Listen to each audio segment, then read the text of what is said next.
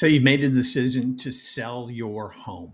You're unsure of the value. You've talked to neighbors, you've talked to your best friend who lives 15 miles away, and they told you what they sold their home 4 or 5 years ago.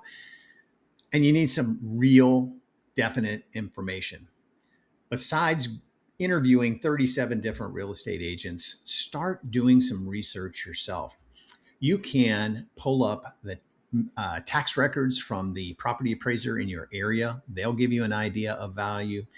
And once you get online and start looking at things like Trulia and Zillow and homes.com for values, you'll see that there's typically a huge fluctuation in prices that they're telling you for value of your home. Now, remember, they're telling you a sales price on there. What they're projecting is a sales price, not a list price.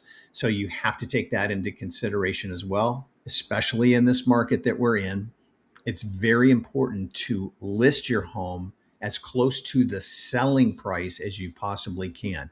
You don't want to, using an example, if you think your home's going to sell for $715,000, you don't want to be priced at $765,000. You want to be probably under 750, 749. So you want to have a great idea of what you are anticipating selling that for. So look around and see what not only in your community, but maybe a half a mile away from you that has sold in the last 90 days that compares to you in size. And when I say compares to you, that means plus or minus 20% on the square footage. So if you're 1,800 square feet, maybe look at all the way down to 1,600 square feet and go up to 2,100 square feet for comparable homes. If you have a pool, try to compare your home to a pool home. If you're a single story home, try to compare it to single story homes. But get as close as a comparable as you can.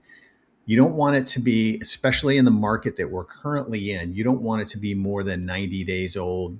You might push it back to 6 months, but no further than that. And again, don't listen to Betty, who sold her house last year and it was 40% bigger than your home. So don't do that. If I can answer any questions for you, give me a call, shoot me a text, or send me an email. I'm happy to answer all of your questions about this.